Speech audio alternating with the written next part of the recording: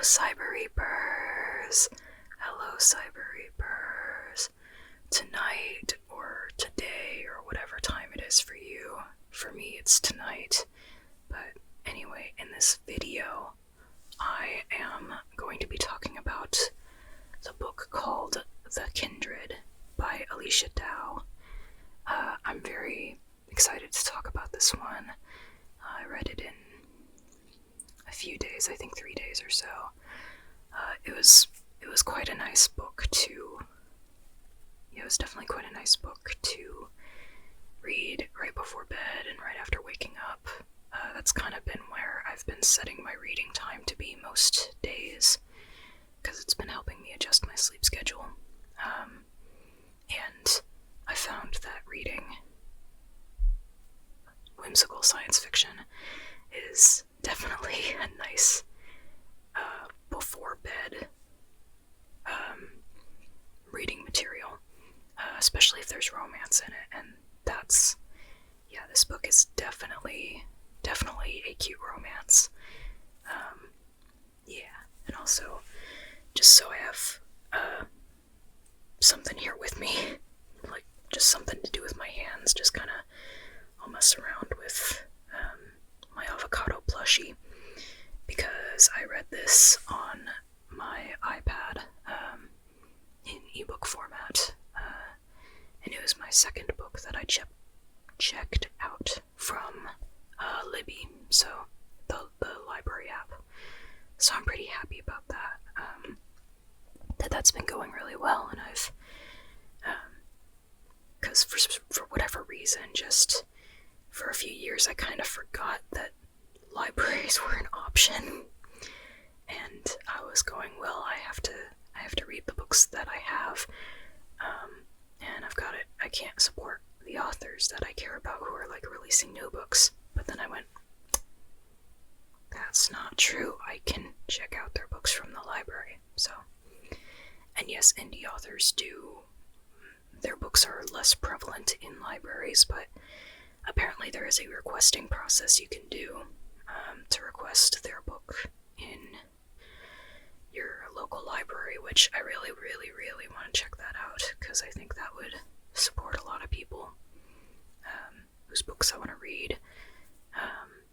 I just don't know how to do it yet, and I couldn't find it like just somewhere on the app itself, so I might have to go to my library's website or something. Anyhow, that's for me to do later. And that's just kind of a bit of preface on like the format of the version of this book that I read.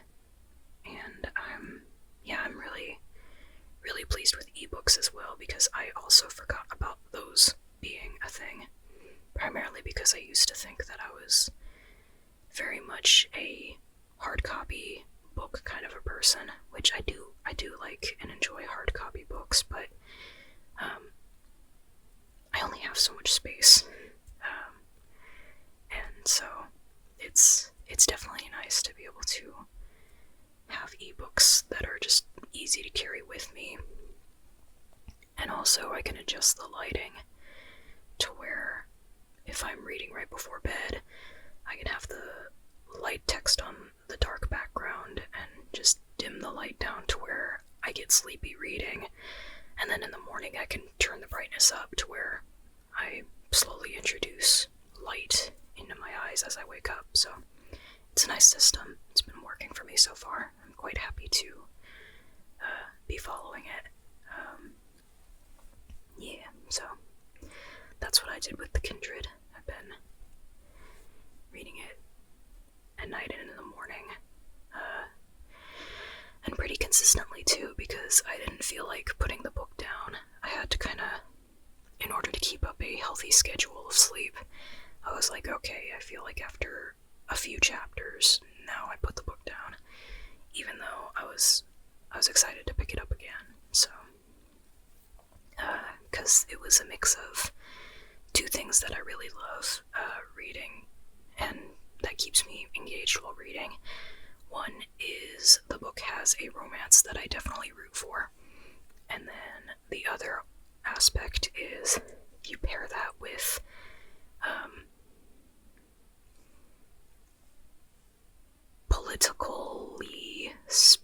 space politics in a sci-fi kind of setting, you know. I feel like it maybe goes without saying whenever I say space politics that it is in sci-fi, but I just wanted to clarify by saying that specific keyword, sci-fi, because yeah, it's very fun. I quite enjoyed reading this book. It's to establish the premise with a little more detail. The title, The Kindred, refers to kindred pairings, which among these, well, aliens in terms of human, they're not human. They are far away in space. They have more advanced technology than humans. Overall, though, they kind of do look like humans. They just kind of have different features. Like their eye colors can be more exciting. Like Felix, the main guy character, he has purple eyes, or purple irises, if I remember right. And their natural hair colors, I think, can be different as well. Like colorful. Stuff like that. But yeah, among this civilization, a kingdom specifically, the way that they have different classes, different levels of, there's royalty, and there's kind of some middle class, and there's also people who are in planets that are very impoverished. So our main two characters, Felix is one of them. He is one of the posh people. He's part of a wealthy family. And then Joy, she's our yes, okay, female main character. I was trying to make sure that I was remembering the genders correctly, because they are there's queer representation. I'll get to that later.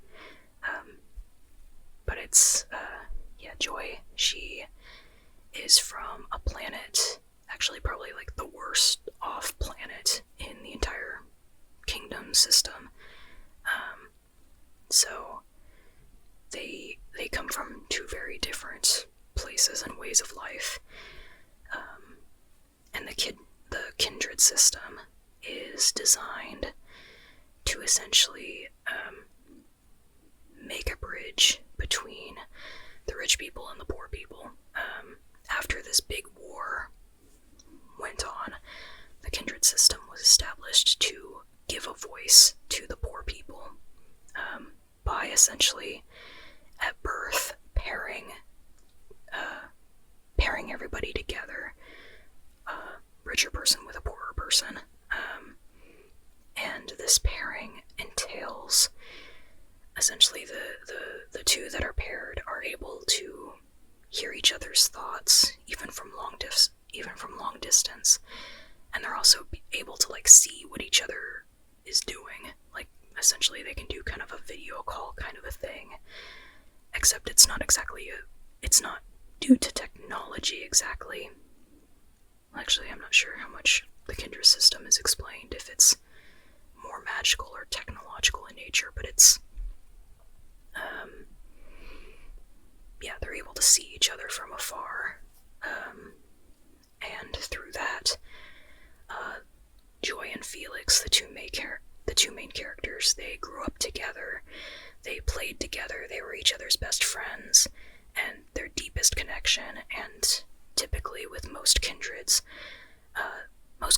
definitely do have a really deep connection that isn't necessarily romantic, but it definitely can be. And with these two main characters, Felix is part of he's particularly royal. I don't know how to better put that. He's particularly royal. He has high expectations put on him. And Joy is particularly, she's, again, from the worst planet in terms of the resources that they were left with. Joy got a very... Is Felix his name? Does Felix mean lucky in Latin? That just struck me. Because I remember Felix means either joy or happy in Latin, I think. Or the root of it does, if I remember right. It's either Latin or Greek. I'm too tired to actually remember. But that just struck me because I was going, that sounds like a name that he would be given his station. And also some of his character development-ness. I'll get into that. There's a lot to get into with the story, and I love it. But yeah, the kindred pairings, essentially they have a really deep connection, and Joy and Felix have a very deep connection, and they've been best friends for years, and both of them want something more romantic between them to happen, and for years they've kind of sort of hinted at it, but also have suppressed it. Sorry, my throat did a thing. They both wanted a romantic connection, but they both suppressed it because the people around them were trying to get them to not, the people around them were trying to get Felix to, they were trying to keep the two of them apart. For Felix, they were expecting him to marry somebody closer to his own station, and for Joy, they were expecting her to marry somebody who's slightly better in station, wealthier, because that's just the way it is on her planet. They have to get married, I think, before 18, if I remember right, because it's part of tradition, it's part of upholding their traditional values, which is, like, largely what they have left out of all their resources and everything that was of their planet's history before the big war situation.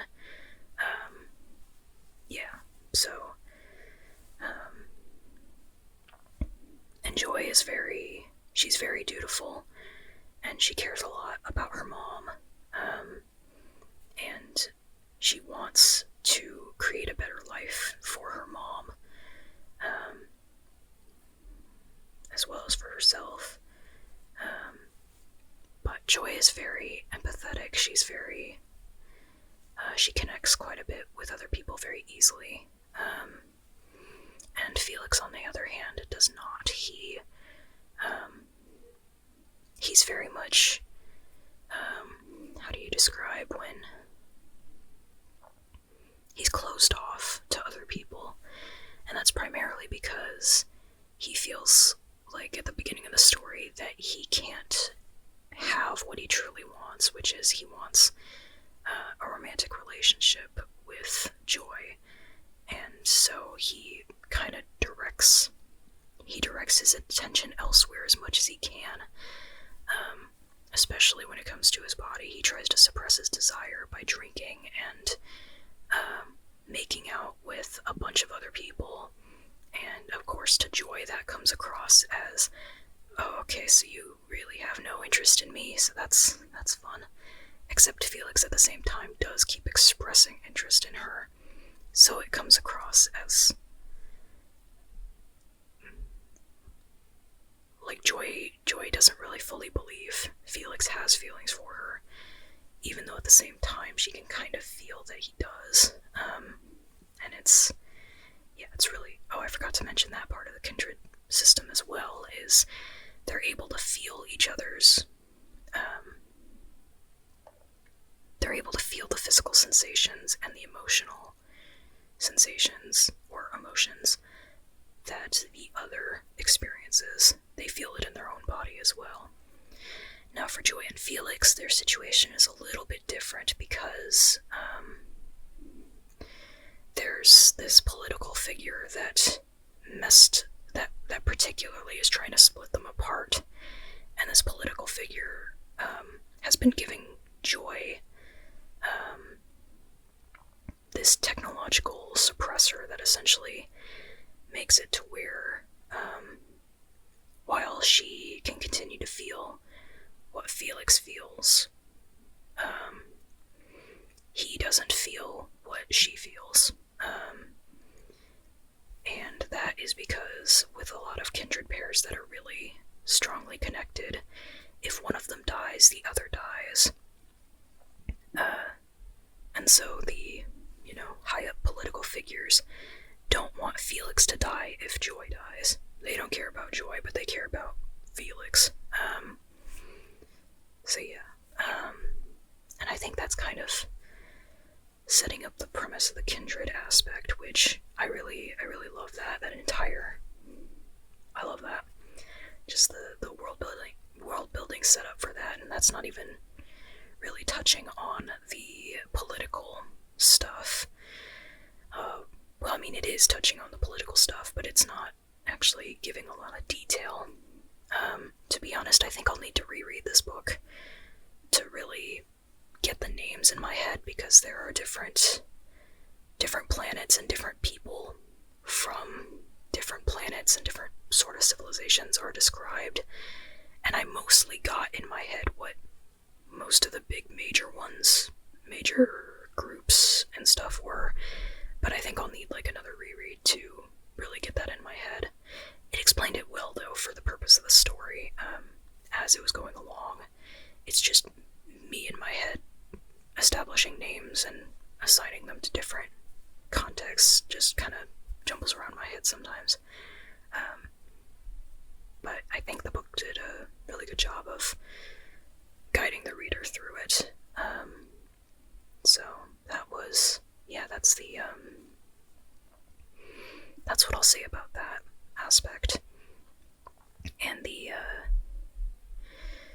going into the actual, like, what happens in this story part, that premise aspect. Now that you know what the kindred system is, and you kind of know a little bit about Joy and Felix, the main kind of kick-starting action of the story is that the royal family, I mentioned this was a kingdom in space, the royal family of this kingdom suddenly was murdered. Like, the members of the family were suddenly killed off.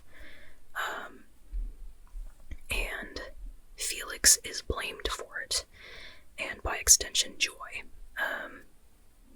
because they're close and kindred pairing and such. And so the news and just everybody starts turning against them, and everybody's hunting them down, the two of them.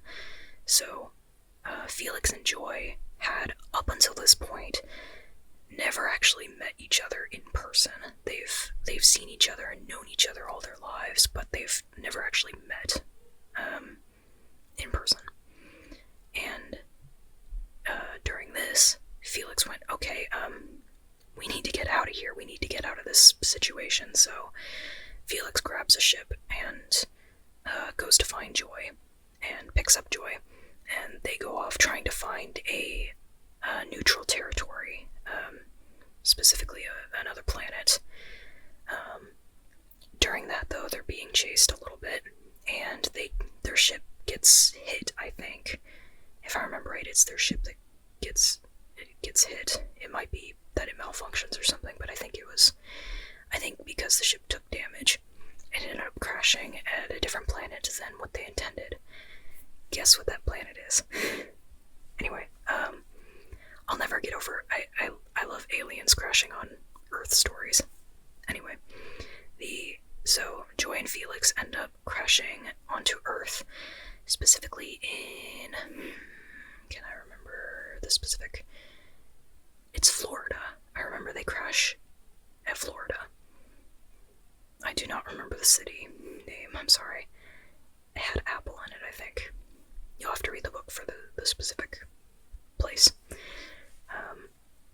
They crash there, though, and I guess I don't want to go into like a ton of detail, because you should just read the story for that. but I'll say that, a ton of detail on the exact what happens. But they crash there, they meet some humans, and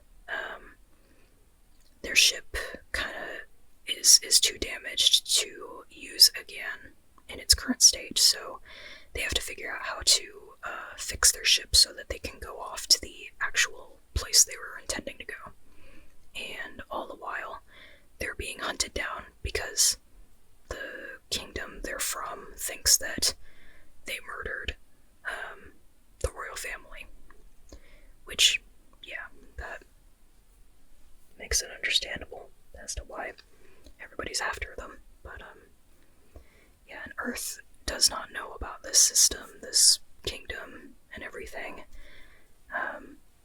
So the aliens coming there is a little bit of a surprise to the humans. Yeah, that's the premise, essentially.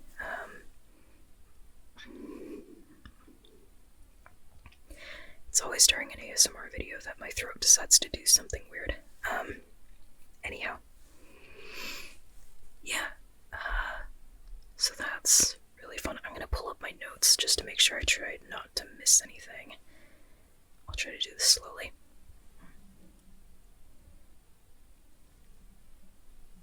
There we go. I don't want to hit anything because there are wires attached to the mic, and I hit the wires and it makes a noise. So, alright, my notes.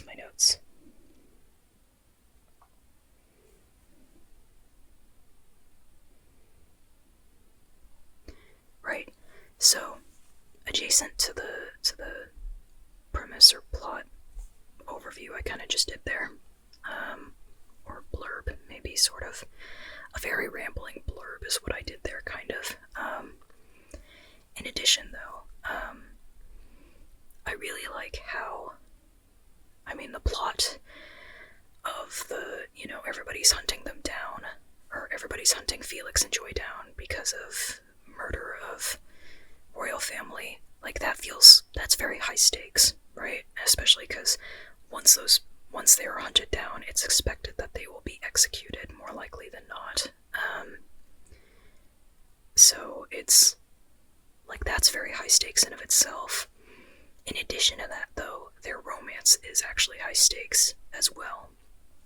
I touched on this lightly of saying that there are people that are trying to get between Felix and Joy, and also one of them, like,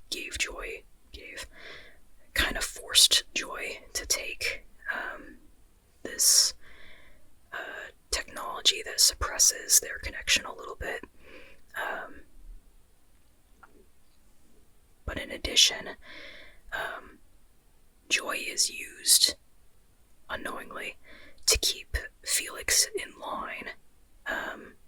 Like, Joy is in danger too many times when they're growing up, because, like, she's just a kid, and Felix is also just a kid. They're the same age.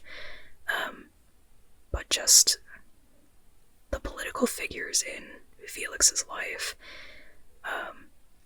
essentially go, hey, if you don't do politics well enough, or if you don't try to step up to do politics well enough, by our standards, we will kill Joy.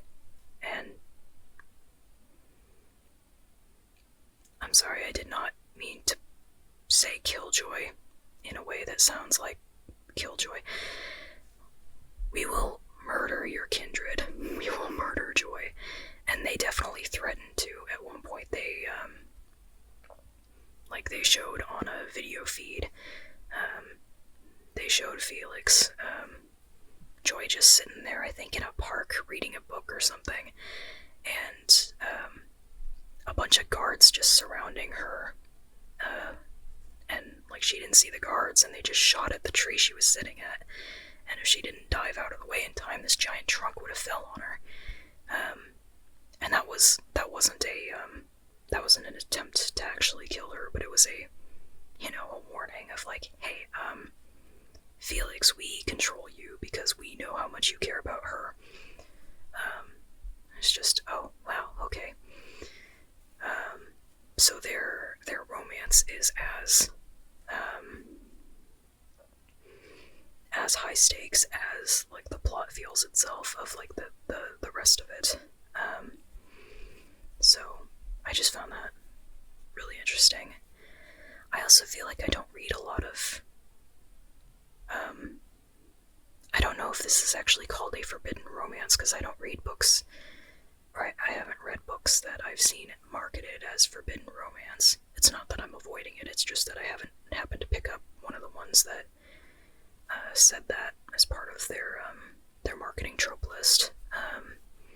So I actually don't know if this qualifies as that. I think it does, though, considering they are not allowed to be together by pretty much everybody, or everybody says they are not allowed to be together because they're too far apart in different stations of life.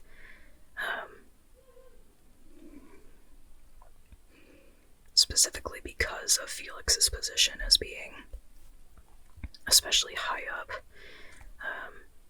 He was supposed to be paired with somebody who was a little closer to his station, but he wasn't. Yeah, but as a result, they're still very close, and people use that to control them. Yeah. So I just found that very compelling, and I don't know, maybe that's typical of like a forbidden romance kind of thing where the stakes are really high.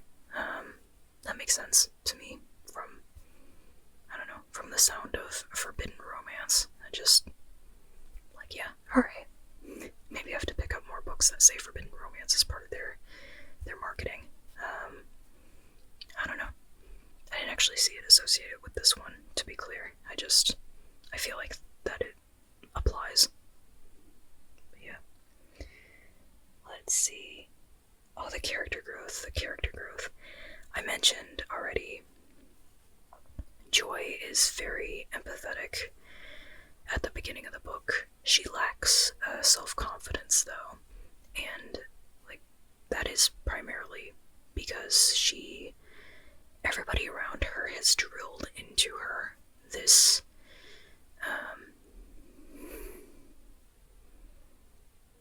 she doesn't feel comfortable in her own body around other people, if that makes sense, because it's certain other people. Like she's engaged to somebody already because of the whole rule on her planet where she has to be married by 18, and she's 17 now. She's engaged to somebody who is, well, he's wealthy, and that's about all he has going for him. In terms of like how helpful he is to the marriage. But yeah, he's not a good guy. And he makes comments on Joy's body, specifically Joy's overweight. Like, yeah, she's fat, and if I remember right, his specific comments were that he wanted her to lose weight, eat less cake, I think was one of the lines, and also there was a bit of colorism in there as well of he wanted her skin a few shades lighter, if I remember right. That was another thing. Trying to remember if there was a third red flag in that one conversation I'm thinking of. Yeah. And he definitely wanted to like please his father, I think was another thing that was noted there. That like he chose Joy in hopes of like pleasing his father's expectations or whatever.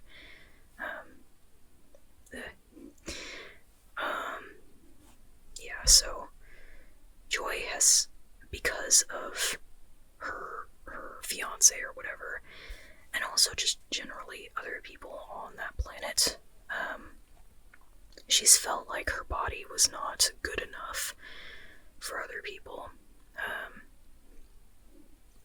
And she felt like she wasn't, I think her self-worth was definitely damaged from stuff like that, and I do not blame her. Like, yeah, it's very easy for one's especially as a teenager, to feel just so battered and bruised from other people repeatedly addressing the same characteristic you have, that inherently isn't bad and definitely is something to be embraced, but other people just, because of prejudice and everybody, for whatever reason, usually insecurity, it would seem, because of their own insecurity, they want to find something to discriminate against. So it's just anyway. And I'll touch on discrimination later also, because the book does. But it's Joy's character growth is very much in her confidence in herself, and I love that quite a bit for her. You'll have to read the book to see exactly how that plays out, but she definitely grows quite a bit during the course of the story.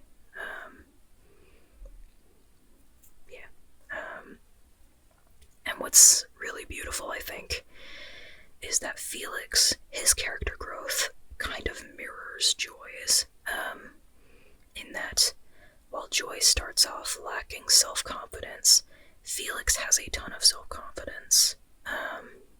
And while Joy starts with a lot of empathy, Felix learns, like, his character growth is primarily in increasing his empathy, or even, you could say, his people skills.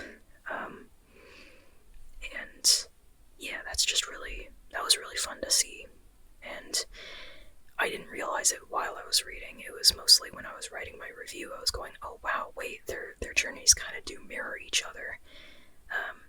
They become more like, they see each other's strengths, and the more time they spend together with each other in person, the more they're able to adapt to be more like the other. And I just found that really, really neat, that was kind of where their character journeys were. They also grow in other ways that I think, because of plot-wise, or plot reasoning, I'm not gonna touch on that, but that's just to say they have a lot of character growth that I could note, but again, because I want to keep this review pretty much spoiler-free, like just focusing on the premise and the overall things that I think are appealing about a book that might encourage you to read it. That sentence got away from me. The idea is I'm gonna stick with not going too far into the course of the book in my descriptions, or at least keep it vague enough to where you don't know exactly what I'm referring to, or you might forget about it by the time you get there. And speaking of that, there are other, it's not just the main two who grow. I think in particular, there were two other characters I noted that I really liked their character arcs. And those had to do with, like, overcoming grief and overcoming shame. And I really liked seeing that, because I think Joy was more involved with the overcoming grief character and their arc, while Felix was more involved with the overcoming shame character and their arc. And again, I won't go into detail, but I really liked seeing how Joy and Felix changed, kind of in tandem with the characters the side characters who also changed.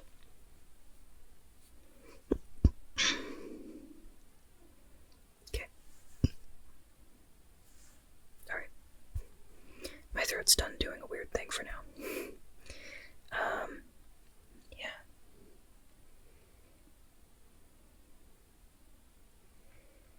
Right, okay. So I already touched on some of this a little bit.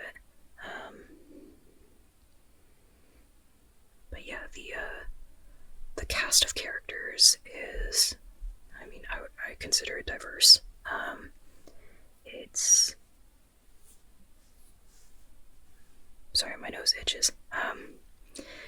Among both the aliens and the human characters in the story, there are plenty of characters who are, there's characters of different races, different sexualities, and romantic orientations, different body types, and socioeconomic statuses.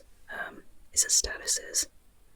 Status? Socioeconomic status? Plural? What's plural for status?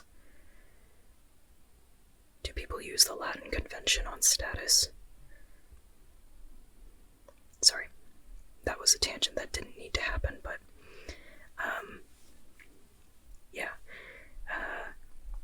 The nice thing about doing these reviews while I'm tired is that I feel like I can speak more informally and openly, and just as thoughts come to me, I can just kind of speak them. And when I'm tired, I feel a little less nervous, so I'm able to remember more things about the book that I read when I'm talking about a book I'm reviewing. Or this isn't really even a review as much as it's just kind of me gushing about how much I liked certain parts of it. But anyway, yeah, so that's the nice thing about reading while tired. Reading while tired, though, also means I'm kind of, I do lose track of some things that I just don't remember, and it feels a little silly to me because I know that some of these things I should be able to remember, but I don't. Anyway, it happens in the daytime too, but at night it's a lot more prevalent, or when I'm tired, I should say, it's a lot more prevalent. So, yeah. Back to diverse character cast.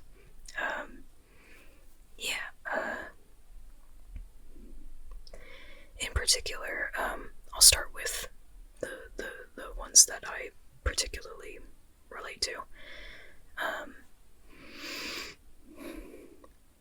And also, I think I already covered socioeconomic status aspects with, like, Joy and Felix. And they're kind of the more obvious ones of, like, of seeing the difference between two different lives, where one is a lot more wealthy and one of them is definitely not wealthy. But the other parts, let's see, queerness. Me, I'm queer. Specifically, saying specifically is a little bit weird if you don't know. I have dissociative identity disorder, and I don't know how much you know about that, and this really isn't the video to, like, talk a lot about it, so I'm not going to. I'll just say, though, that as a result of that, like, you can feel free to look it up if you want to know more detail, but as part of being DID, that doesn't grammatically make sense. I still say it anyway. As a result of having DID, I sort of am part of several of the LGBT letters. That makes more sense if you know what DID is. I'm not going to explain it right now, because I want to get back to the book. What I'm saying, though, is that I very much identify with a lot of the LGBT community, in different ways, and me in particular, G. My identity as G. I am asexual, panromantic, gender fluid, and I'll say non-binary for short for a more generalization of gender fluid. I'm also polyamorous. It's debated whether that's a LGBT thing, like something you're born with, a characteristic, being polyamorous, or if it's a lifestyle kind of thing of, like, you just adjust your mindset and you're able to love multiple people and everybody's capable of it. I don't know. Regardless, I still identify as polyamorous. So that's me, G, in general, or specifically. Anyhow, I love seeing LGBT rep, though, in pretty much anything. And when I say LGBT, when I say that out loud, I mean that as a inclusive, like, implied there is a plus sign there. I definitely, yes, I mean to include all of the people, all of the two-spirit people, the intersex people, the asexual, aromantic, all the people. Sorry, I'm a little tired, but I feel like I needed to clarify that. So yeah, I feel very connected with the LGBT community. That's the word. And so I was really happy when I read that that the two main characters, Joy and Felix, they are part of the LGBT community as well. Specifically, Joy is demi-ace. There we go. I wanted to check in my mind real quick just to make sure that was the right one. And I believe, if I remember right, Felix is pansexual, panromantic, question mark. I don't remember if it was clarified of which of those, but pan. We can just say pan for short. And so that's really neat. I love, I'm asexual panromantic, so it's fun to see, like, oh hey, that's adjacent to how I am, So that's fun, because I don't know why, given especially that I'm able to find so many representation forms in, like, so many other media formats of LGBT characters, but for whatever reason, it's hard for me to find them in books as, like, main characters. And when I say that, I mean, generally I don't go looking for contemporary, and I don't generally go looking for romance. Like, really, I want to find LGBT people as main characters in science fiction and speculative fiction, thrillers, horrors, fantasy. But it's more popular, I think, to have LGBT characters. I tripped over my words there. I think it's more popular for LGBT characters to be in books that are centered around them being LGBT, which that's great. I think there definitely needs that media to be out there. I think I personally, though, just stray away from that media just because I'd rather see LGBT people viewed as normal in books. I don't know. Yeah, I get enough of the negative-y stuff of being LGBT, as in the stuff that I might read in a contemporary book. I get enough of that in my daily life to where I'd rather just read a book that's set in the future or something where it's normal to be LGBT and it's just a part of your life. And you say that it's just a useful label to clarify to somebody else, hey, this is a part of my identity, and essentially I'm attracted to blank, or my gender is blank, that kind of thing.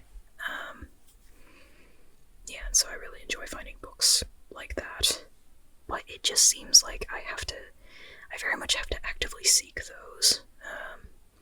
So it's really, really fun when I just stumble across one, because it doesn't happen very often that I just stumble across it and don't realize to begin with when I was going into it.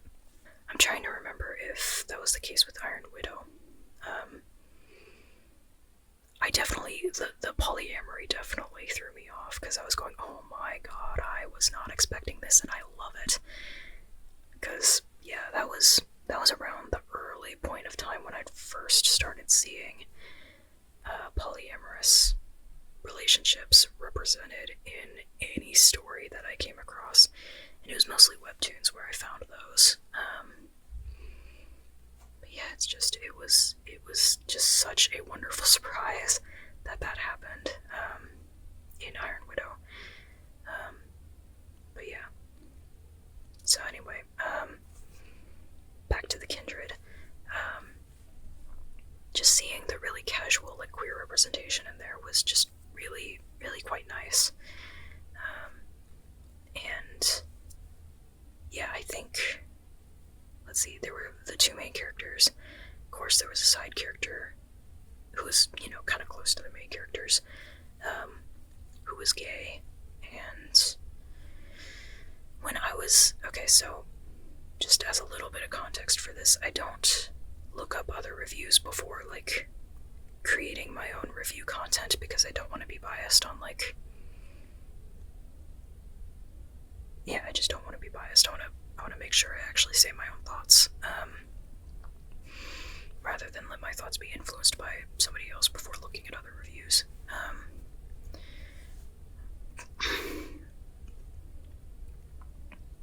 Okay. Reviews, bias. Oh, I did though. Before I did this, I wanted to look up for certain on the, because I was pretty sure Joy was demi-ace, but I just couldn't remember exactly if that was the exact term that she used, or it was Felix. It was one of the two of them that was referring to Joy. But yeah, I couldn't remember, so I wanted to look it up, and so I did. And during that, I saw, like, somebody had said in one of their reviews, they clarified, Joy is demi-ace, Felix is pan, whatever they said, pan-romantic, pansexual, one of those. There's a gay side character, and there's a non-binary side character. And I feel really like my brain is inept for not noticing that. I use they, them. I am non-binary. How did I not notice that there was a non-binary side character in this story? And I'm gonna be honest, I didn't go back and look at it. I'm pretty sure I think I might know who it is. Because for whatever reason, I kind of got, like, I feel like that character makes the most sense to be non-binary, and I feel like I might have noticed that they were referred to as they, them.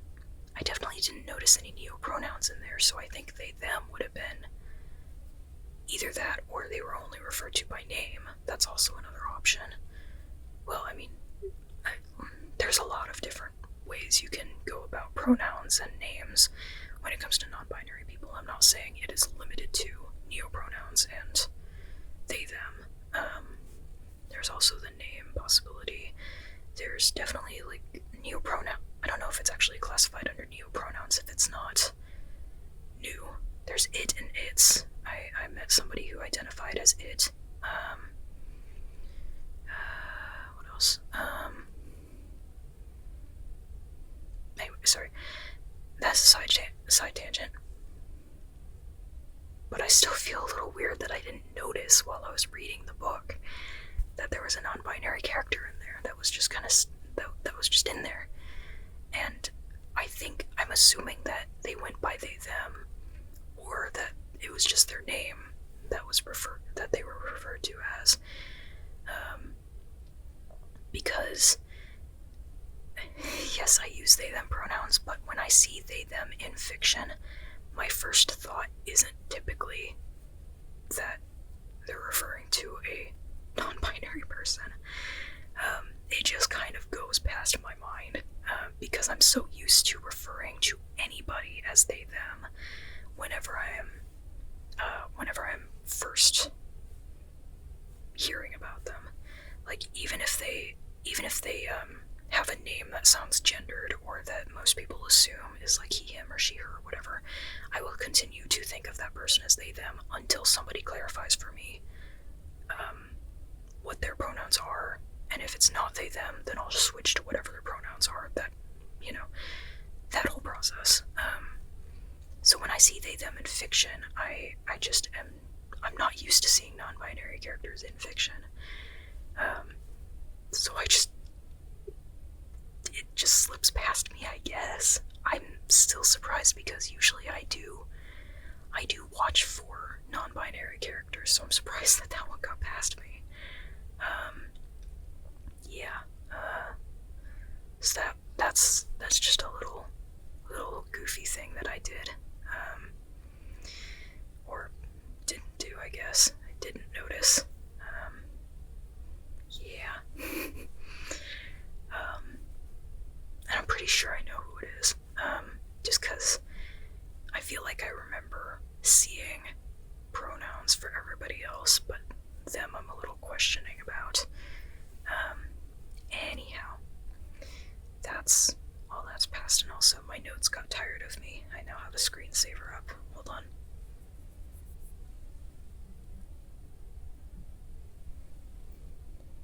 There we go. Alright. Okay, so apparently there's that. Going into the other aspects of diversity, in my previous video about The Marvelous by Claire Kahn, I touched on this a little bit too, of I really like seeing more fat characters represented, as main characters especially, and in the last video, the character Nicole in that book addressed fat phobia, and in this book it's addressed a little bit differently. I really love seeing examples like this one, like in the Kindred, where the character is just unconditionally loved by someone else, and Felix is definitely, he's a little, I can see why Joy finds him hard to read sometimes when it comes to his romantic emotions, but he definitely loves Joy unconditionally. And while Joy's fiance is like, lose weight, Felix is like, no, don't try to hide any bit. Like, I'm trying to remember the line. But he really loves Joy's body as it is. Like, no, he doesn't want her to change it for anybody, you know? And so I love stories where that's the case. In general, of course, I love I love that for any case where another character is loving a character who has a characteristic. Lots of character in that. If a character has a characteristic that other people do not like, and that character feels insecure about as a result, and then this other character says, no, I love that part of you. Like, that's amazing in general, but I especially love it toward fat people, plus size people, because yeah, I feel like I definitely, it's just really nice for me to read that,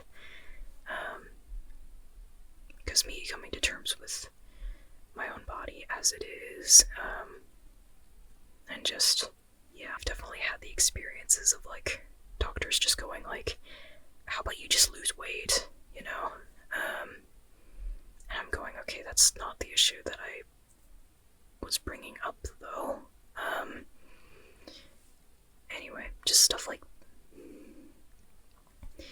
yeah, I'm not gonna get into all that, because, no, I just really like how this book, though, definitely was,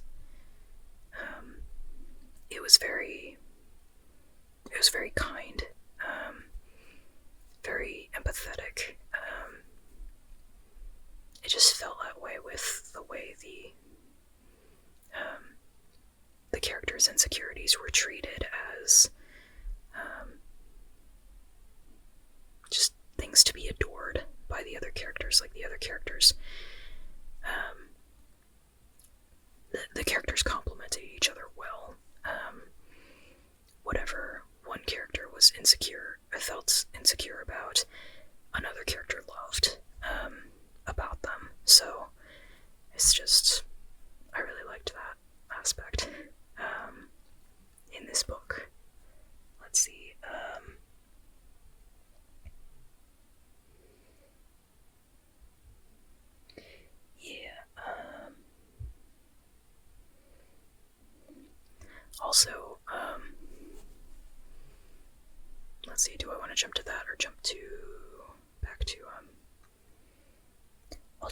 first. Okay, so just another couple of things on I guess it qualifies under representation, but it's or maybe trope defying, I guess, possibly. Anyway, I feel like these are positive points to the book, so I think if you want to know more about this book, and are considering reading it, these are just some of the things I liked about it. For one thing, the cheerleader character, I was a little worried she was going to be the cheerleader trope in media where they're mean to the main female character or woman character, and they're fat phobic, and they're I don't know, they're not very nice, all that. I was a little bit worried when a cheerleader character was introduced in this book, but my worries were completely not necessary. The cheerleader character is a girl's girl, and I love her. She's great. Yeah, and that particularly, I recently started writing in one of my own stories, one of my own books. I started writing a cheerleader who was also a girl's girl, so I was very pleased to see another one of them out there in fiction. And I'm sure they've got to be more prevalent than what I'm finding, right? There's got to be more girl cheerleaders in fiction. Because, I don't know, it just seems like it's such a harmful, well, I say such a harmful, I understand if, like, there are definitely, this is not the video to get into that.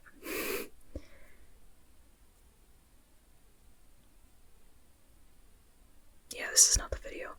I guess I'll try to kind of summarize that as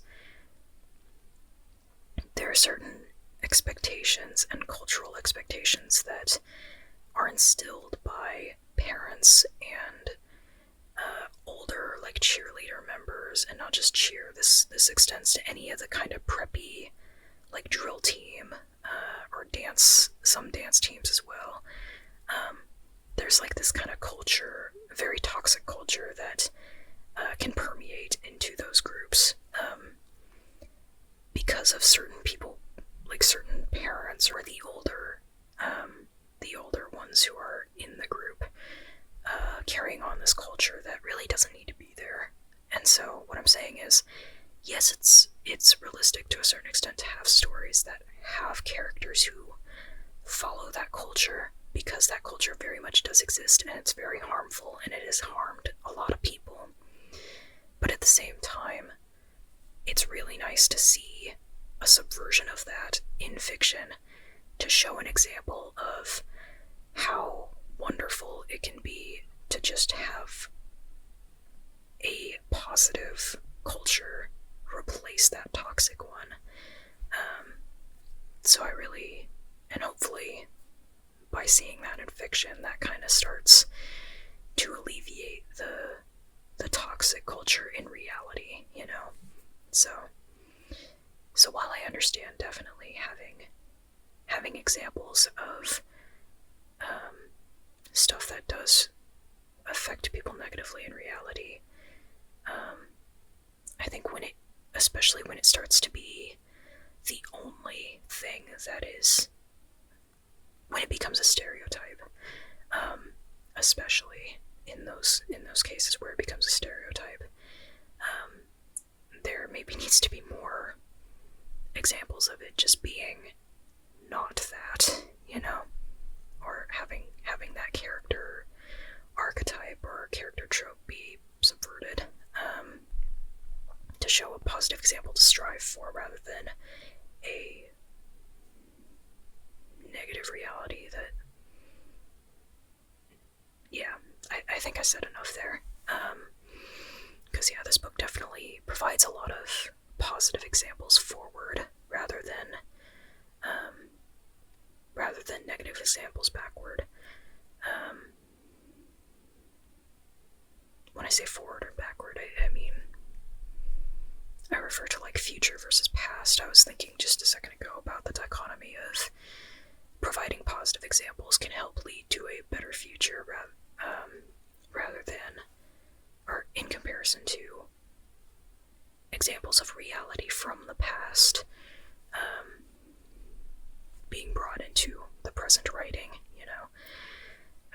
made any sense. But yeah, so that's why I used the terminology forward and backward. I didn't mean to indicate that writing a certain way, like writing one of the two ways, was backward.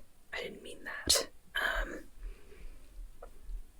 But yeah, or I didn't mean it was necessarily backward.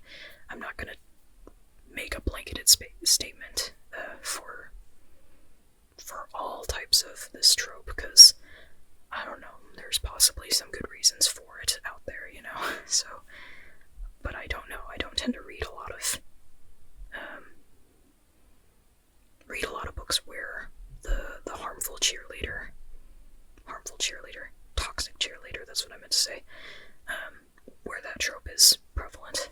I mostly see it in movies and media, at least from older media, actually.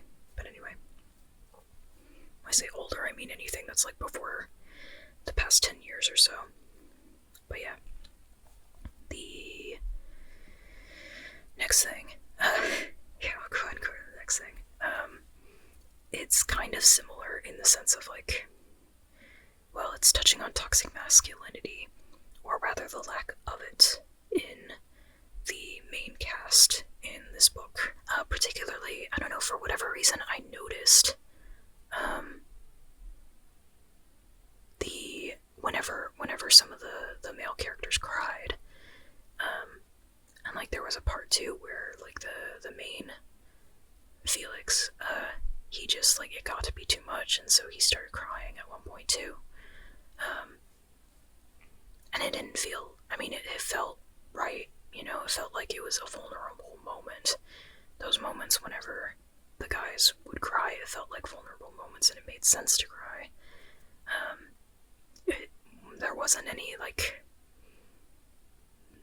them being made fun of. There wasn't any them making fun of themselves or trying to beat themselves down for crying like that. It was just like, oh wow, this is normal. And that the aspect of it being normal actually struck me as, oh wow, this should be normal, shouldn't it? So I was just really glad to read that. Yeah, and to notice that. So yeah, that's another aspect that I really enjoyed. And oh yes, okay, so my last point that I wrote down is that I'll never tire of stories where they have the trope. I think it's a trope. I mean, I've seen it multiple times, so I assume it kind of is. But sort of this trope where aliens come to Earth and they basically point out how cruel humans are to each other. And that definitely follows in this story of, like, Joy and Felix are, they come from a system where, or a kingdom where definitely, their kingdom has issues, most definitely has issues. There's a big difference in opportunity and resources between different groups of people. So, like, there's most definitely problems in their system. But most of the time, in most cases, it doesn't tend to be nearly as violent toward specific groups of people. If I remember right, their system doesn't tend to be nearly as violent toward specific groups of people. There's definitely discrimination, and it's pointed out. But again, it's not nearly on the same level as what Joy and Felix, like, see glimpses of on, like, the news on Earth, and they're just kind of appalled, like, oh my god, like, so you're saying people of color are treated like this here? And to clarify also, Joy and Felix are both POC, and actually I think the majority cast is, I'm trying to think, the majority of the cast, I think, at least of the main characters, they're people of color. So that's another selling point for, like, anybody who's interested in reading more from black authors, and also books where the main characters are people of color. So, and I say selling point, that sounds a little weird to say that, but nowadays you really do have to market your books based on certain tropes, and you have to have like a trope list, unless you're really well funded or really well backed by a huge publishing house, and even then I think I hear you have to do your own marketing for the most part. I don't know, I could be wrong about that, but especially as an indie author, you really have to have a trope list to let people know about stuff, and generally, like what kind of characters you have. If you have like diverse characters, that goes on the list. So yeah, that's just so you know. And yeah, I'm white, so I'm not going to really speak on the experience of, or I'm not going to speak on anything to do with really the experience of reading characters who are people of color. I will say, however, I think two things come to mind that I do want to say on this. One thing is, I keep seeing posts that I very much agree with, that I haven't looked into yet why this is the case, that it makes so much sense, but if I had to take a guess, well, let me explain it first. There are posts circling around, and probably have been for quite some time, and I'm only just now really seeing it because Threads now shows me things from people who I'm not necessarily following, so I get to see a wider audience, or I get to see a wider selection of creators than other platforms where it's more so based on who you're following. But on Threads in particular, I'm seeing a lot of people saying, are you tired of like the same carbon copy, cut and paste kind of plots? Read more diverse stories, or read stories by diverse authors or marginalized authors. And they are completely right. I don't know why. If I had to take a guess, it would be a mix of factors, including like the publishing industry being like, well, here's what the norm is and what most people seem to like, so let's just keep pumping out more of the same so that we get more money, because this already worked, so it must mean there's more money to be had in creating the same thing. And so it's going off of pre-established white, cis, hetero, non-disabled authors, neurotypical authors, like that kind of same group, where the characters are all very, very similar, and if there is diversity, it's like pretty minimal, and it's, not ever the main character, because usually it's white authors writing white characters. And I don't know, it is very much the same, until you start to branch out to authors who are marginalized, and you realize, oh wow, they have the interesting stories because they're not being picked up by these major companies, because they are not the same stories that are being told over and over and over again. That would be my main guess, and I think there are a lot of layers of discrimination involved, and that like some of them might not necessarily be conscious, on the part of readers or writers or publishing houses, but it's just, just part of the established system, and it's just what keeps going. And I think part of the issue with that, or I mean, more of the issue with that is that me as a kid, I should say as a teenager in particular, I started writing when I was 11.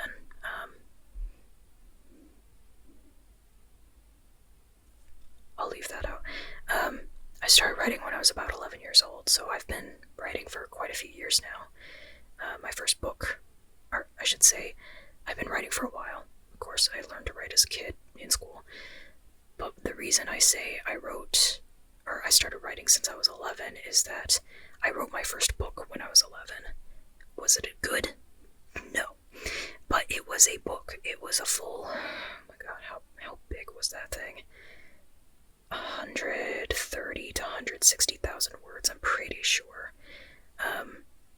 I'm pretty sure that's about how big it was. It's saved somewhere on my computer still in case I ever want to try to scrap some of the pieces of it, or take some of the pieces of it into a different book. Yeah. My point there, though, is because, like, when I was a kid, all of this media that I kept seeing because of that, I thought I couldn't write anything outside of the box. I was a queer kid. I knew I was a queer kid, and yet I thought I couldn't write queer characters because that was not normal. I thought I couldn't write people of color into my stories. I thought I couldn't write neurodiverse characters or disabled characters, and it just, after enough times of, like, seeing people online and talking about this and basically going, yes, do your research, get to know a lot of different types of people, follow a lot of different types of people who are, like, creators who are sharing their experiences online, read their books, understand their perspectives, and then, yes, you can start to, like, craft your own characters, while minimizing as much of your internal bias as you can, even internal bias for your own communities, you know. And it was just amazing, or it's so weird to look back and go, I didn't think I could write characters that were different than what I was being shown, or what was most visible to me at the time. And I actually didn't want to keep seeing more of the same stuff. I wanted to see non-binary characters, I wanted to see gay characters, but I just didn't see them where I was mainly watching things or reading things. And it's taken a while for me to learn how to look, but it's definitely a process. So I should say, though, to wrap this back into the conversation about the Kindred, what I'm saying here is that people are completely right when they say, if you're tired of the same thing over and over again, read stories by marginalized authors, because they aren't part of that cycle. They aren't part of that game where it's just more of the same, or at least they are less so part of that. There are certain stories that a lot of, like, big publishing houses will pick up on and basically be like, yes, create more of this.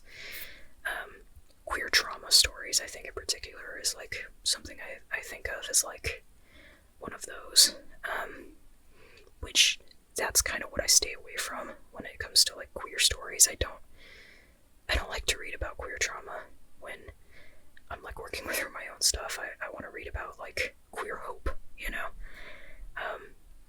That's not to diss anybody who likes queer trauma. That feels like catharsis when reading queer trauma and stuff like that, or relatability. That is perfectly fine. I am not dissing that. I just mean that that's not for me. Not right now, at least. Maybe at one point in the future it will be. The point to that was to say there are certain things that maybe publishing houses and, like, more so bigger groups of people, like, say for movies and stuff, producers, they might, like, pick, yes, okay, we will include this queer person in our writing and stuff, or this queer character, but their character has to be entirely about their queerness. We gotta throw in some stereotypes in there as well, and maybe they die at the end or something, you know. Just kind of repetitive stuff like that does tend to get put in the trap of the same thing. But a lot of the times when you find marginalized voices, they will be just going to the beat of their own drum. And it'll not be like what you generally read. And so that's just a really enjoyable experience. And it's been a really enjoyable experience for me over the years of finding people like that on purpose and unexpectedly. And it won't necessarily be authors who everybody's heard of. In fact, it probably won't be. But that's kind of part of the joy of it. You get to find somebody and support them when there aren't a lot of people supporting them. And yeah, the hope is that you help to drum up support to get a lot of people supporting them. But there's something kind of neat about those early stages as well, where it almost feels like you against the world as an author, or even as a reader supporting an author who is not well known, but the reader like fully is invested in their work and believes in them. It's kind of a neat feeling. I guess if I were to relate it to like a music industry thing, it's like finding an indie band who you really, really like and want to support, and you do so from the beginning, and then you see them like get more well known and popular, and you're like, yes. Especially if they don't change because of their popularity. I mean, the idea is, or the hope is, that they retain their indie roots, you know, and don't get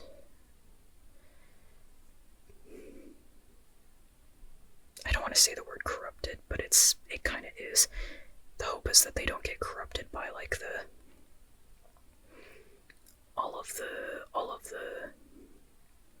places that are there for funding, you know, the producers of the world that are trying to like get involved with the up and coming stars of the world, I guess. Yeah, anyway, that's a little further than where I meant to go with this point.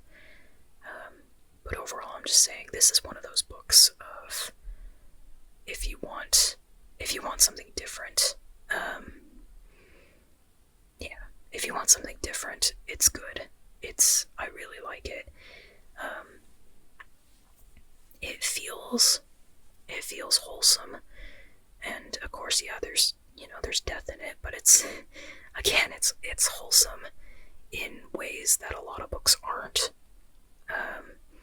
And it has just like the casual representation is just really nice.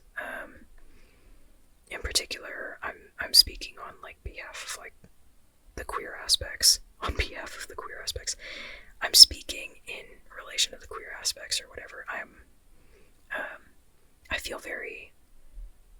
I feel like the book is quite wholesome in its casual representation of the queer elements. So I'm hoping it also feels like I'm hoping it also feels like a safe book. When I say safe, I mean like it brings comfort, you know, that kind of a book. I hope it brings comfort as well to people of color, because I definitely, with the queerness aspect, I definitely feel that with this book, that sense of comfort, because of the characters. So, well, specifically how the author crafted those characters. Yeah, just in general, I really quite like the book. And I just checked out another book by Alechia Dow, and it's in the same universe as the Kindred, so I'm really excited. When I read the blurb, I went, oh, cool. So because I knew some of the context of who the main character is, sort of, and I look forward to reading more about that. If I remember right, I couldn't find Alechia Dow's third book. They're available right away, so I'll have to maybe wait on that one. But I found, what is it? It's Song or Sound of the Start, something. Sorry, I won't say that. I'm gonna butcher the title if I try to remember it when I haven't looked at it for more than a few times. But I quite look forward to reading more of Alechia Dow's work, because this just felt like it felt very engaging and also very comforting. So I look forward to more writing like that.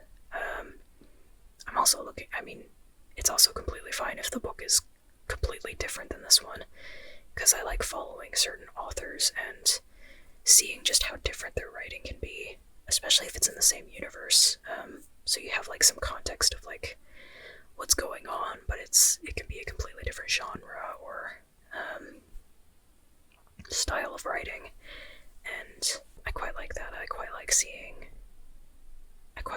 authors explore different genres. For whatever reason, some people don't like that, or maybe it's just harder to market authors like that, and so it's not that some people don't like that, it's that some publishers don't like that. But I really like it when authors explore different things. It's kind of reminiscent of like Taylor Swift exploring different sort of genres or styles of music. But everybody still, well, anybody who's a fan of her likes that she explores different styles of music. And yeah, I kind of feel that way about authors. I really like to see authors write different things. Yeah, if somebody wants to write an amazing, swoon-worthy romance set in space in one time, and then they want to write a thriller tragedy kind of thing in another sort of vein, like, yeah, I'm following along for the ride, you know? So I really quite like that, and I hope anybody who's interested in my writing is good with that too, because I have in general, I tend to write speculative fiction, so I highly doubt I will ever write a contemporary, but I don't know, I might. But I definitely have a range to a certain extent. Like, I have like a horror romance planned, while I also have like a sci-fi thriller sort of going on, and then this goofy sort of paranormal adventure sci-fi thing that I consider a comfort book, even though technically I think it might be a tragedy based on some of the plot points ending thing. I don't know, I think I'm going to need some beta readers' help on figuring out what that genre is. Because yeah, I consider it completely a comfort book to me. But if I were to actually look at the plot points, it actually might be a tragedy. And I did not mean to write a tragedy, but if I did, then I'll need to know that for marketing purposes. Because, yeah, it's very important to specify if you have a tragedy book. People do not like being surprised with a not happy ever after. Yeah. Anyway, though, that's enough digressing on my own books. My main thing I meant to say is just I'm excited to see more of Alechia Dow's work, or to read it, and I already have the next book queued up on Libby.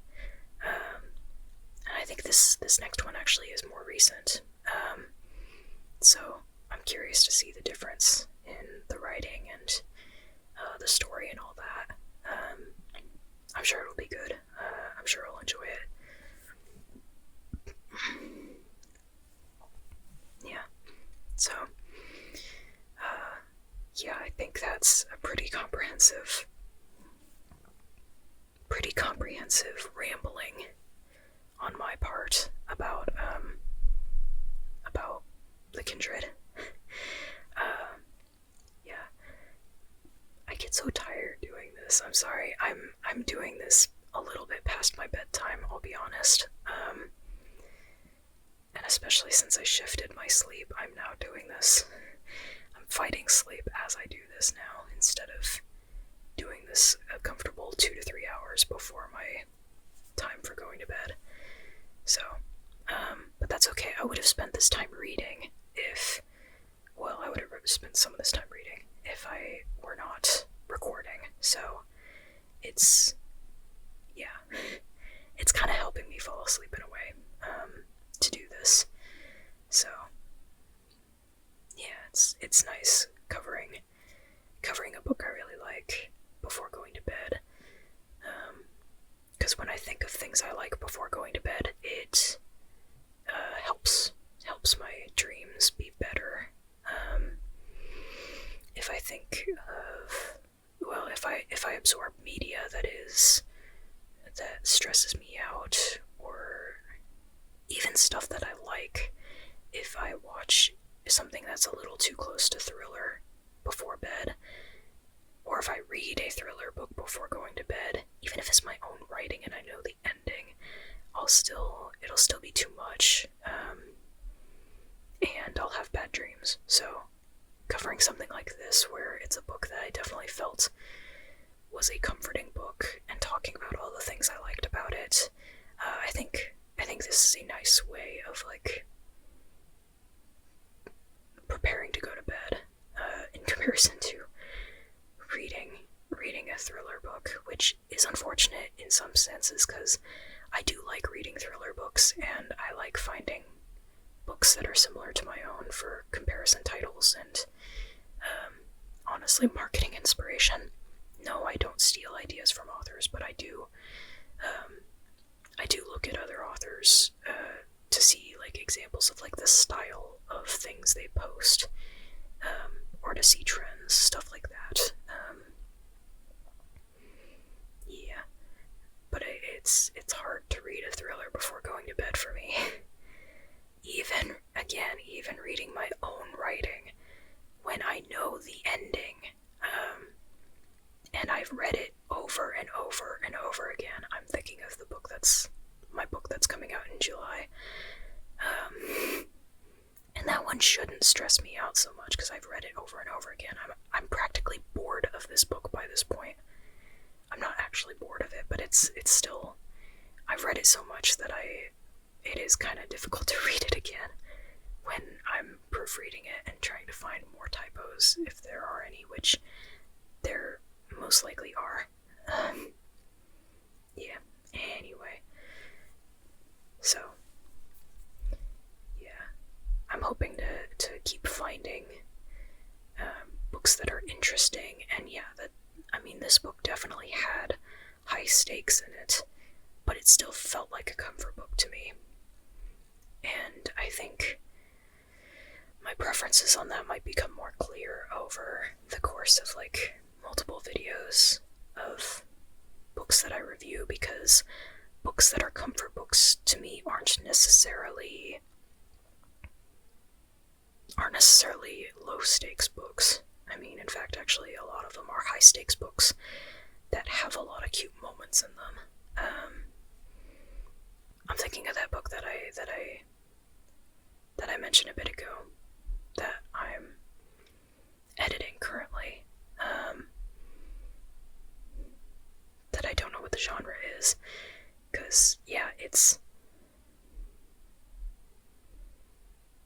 I'm gonna have to do something with, I don't know if it's the marketing, or I think it's probably both. I'm gonna have to do the marketing and the first chapter to really establish the difference between the main character, what the main character's goal is in terms of what they think they want versus what they actually want. Because if the reader goes in assuming that the main character's goal is one thing, they will be quite disappointed by the end of the book. And I could understand why, or I could understand how some people might think one way or the other. That'll become more, that doesn't matter super much. But that book is a comfort book to me, even though some might argue that it's a tragedy. It's still very much it's a high stakes book that has a lot of cute moments in it. So it's about death, but specifically about embracing inevitability, especially in relation to death and grief, which is why it's a comfort book to me, even though that sounds like it shouldn't be a comfort book to me, or it sounds like it shouldn't be something that I hold so, like, close as something that I really enjoy. But I do, so yeah, there's a wide range of what I consider to be comforting when it comes to fiction, and I'm working on finding the books that fall into that category so that I can read them before going to bed and after waking up in particular. Some books I do read throughout the day, but just in general I tend to reserve reading for the times when I'm most tired, because I'm the most relaxed during that time period, and also reading helps me fall asleep and wake up. So yeah, I think I've talked enough about my own reading habits there for now. Yeah, so I think I'm just tired enough at this point that I'm stalling the ending of this. So, alright. Avocado, say hi. Or rather, bye.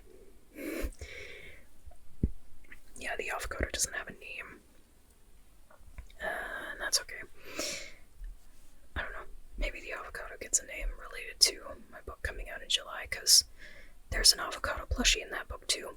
That's actually why I got this one. Yeah.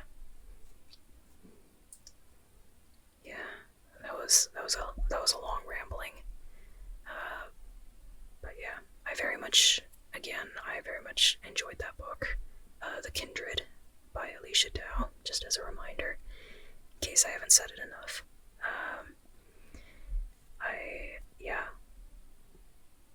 Very fun book, very cute. Had me kicking my feet at the romance.